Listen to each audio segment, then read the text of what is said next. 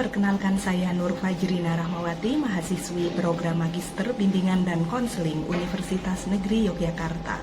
Video ini merupakan praktik baik layanan bimbingan klasikal yang berdiferensiasi untuk meningkatkan pemahaman mengenai bahaya bullying pada siswa.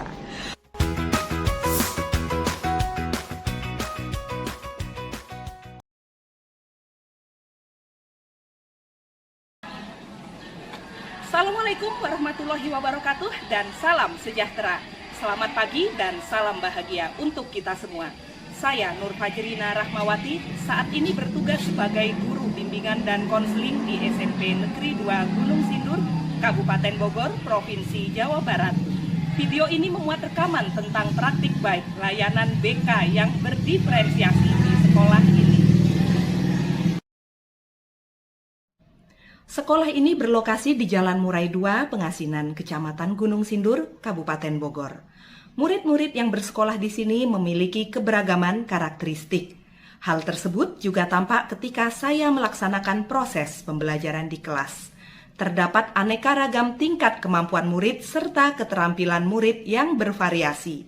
Di dalam suatu ruangan kelas berjumlah 36 hingga 40 siswa, terdapat variasi latar belakang mereka, minat mereka, kesiapan belajar, serta profil belajarnya.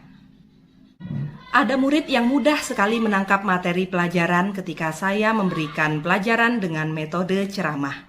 Namun ada juga murid yang lebih mudah menyerap materi ketika saya menyampaikan materi tersebut dengan selipan games atau audio. Kurikulum Merdeka turut membuka pandangan saya bahwa setiap murid memiliki keunikan masing-masing.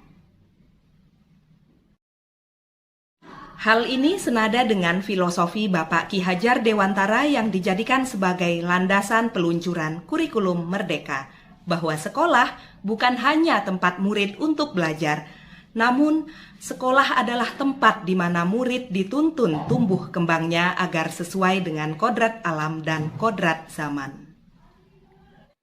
Situasi inilah yang mendorong saya untuk menerapkan layanan bimbingan dan konseling yang berdiferensiasi.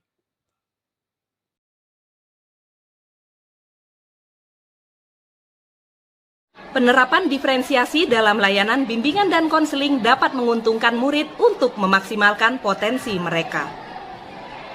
Sebelum kegiatan ini dilaksanakan, saya melakukan need assessment.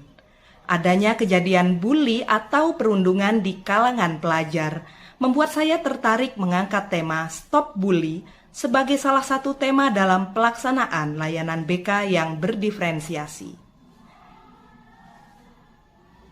Aktivitas perundungan ini bisa terjadi di mana saja, ketika siswa berada di luar sekolah ataupun di lingkungan rumah. Persiapan berikutnya adalah melakukan tahap asesmen non-kognitif. Tujuannya untuk mengetahui karakteristik murid. Dalam pertemuan sebelumnya di kelas, saya juga melontarkan pertanyaan pemantik kepada murid untuk menggali minat mereka serta kebiasaan belajarnya. Setelah itu, didapatkan pengelompokan minat murid, yaitu pertama, murid yang memiliki minat digital, kedua, murid yang memiliki minat menulis, dan ketiga, murid yang memiliki minat menggambar. Setelah hasil pemetaan didapatkan, saya mulai menyusun rencana pelaksanaan layanan serta materi tentang stop bullying yang akan digunakan dalam layanan BK.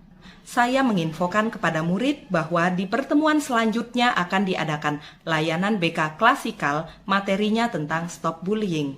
Diferensiasi konten yang saya terapkan adalah murid diberikan kebebasan untuk membawa alat dan bahan untuk mengerjakan tugas sesuai minatnya. Misalnya ponsel dan alat tulis serta alat untuk mewarnai yang dibawa dari rumah, tentunya di bawah pengawasan saya sebagai guru di kelas.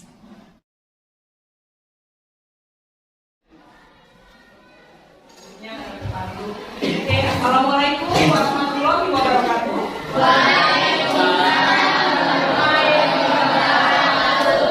Gimana kabar kalian hari ini? Baik semua, Bunda berharap kalian sehat selalu ya. Karena tadi pagi ada beberapa orang tua yang menjawab email atau mengabari via WhatsApp bahwa anak-anaknya sedang sakit. sehingga Ina sudah mencatat di daftar kehadiran dan absensi siswa bagi siswa-siswi 7D yang pada hari ini itu tidak bisa datang ke sekolah karena izin ataupun karena sakit. Sebelum materi diberikan, kita akan bersama-sama untuk melakukan ice breaking atau penyegaran terlebih dahulu. 8 ditambah 8 sama dengan 16. Oke, dengan diharapkan kalian semua terhindar dari pelaku maupun menjadi korban dari bullying. Sebelumnya, Ina mau menanyakan sama kalian, apakah benar kalian waktu SD mendengar atau melihat sebuah kasus yang dimana kasus itu merupakan kasus bullying? Pernah kan? Nah, coba salah satu anak angkat tangan, siapa yang pernah? Saya mengapresiasi opini murid tentang bullying ataupun cerita dari mereka yang pernah melihat kejadian pada saat SD atau di sekitar rumahnya. Pada tahap inti, murid menyimak materi dari guru tentang bullying. Kemudian, menonton video tentang kasus perundungan yang diputar oleh guru.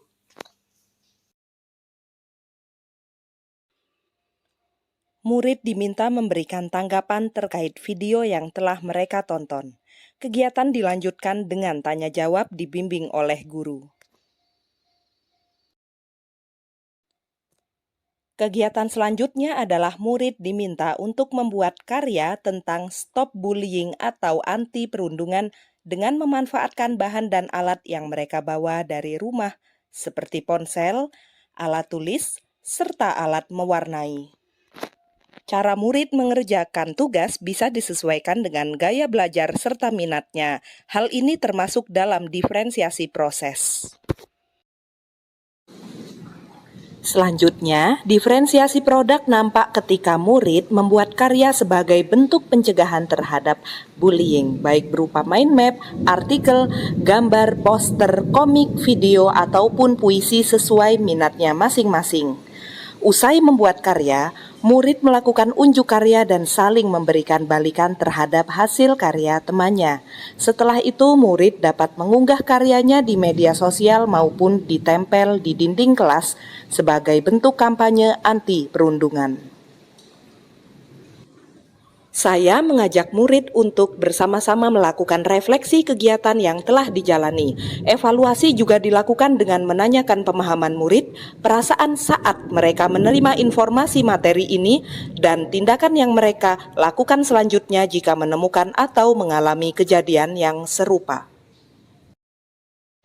Jadi kegiatan atau tindakan bully merupakan tindakan yang berbahaya dan harus dijauhi. Serta kalian harus berani melaporkan kepada pihak-pihak terkait jika melihat atau menyaksikan tindakan bully atau bahkan kalian menjadi korban bully. Serta jauhilah tindakan tersebut karena efeknya sangat negatif untuk masa depan kalian. Pertemuan yang akan datang, materi kita mengenai bahaya pergaulan bebas di kalangan remaja. Kegiatan layanan pada hari ini, semoga apa yang kita dapatkan bisa bermanfaat untuk kita semua. Dan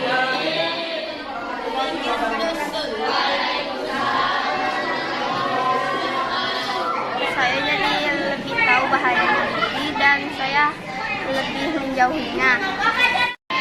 Materi yang disampaikan juga menarik.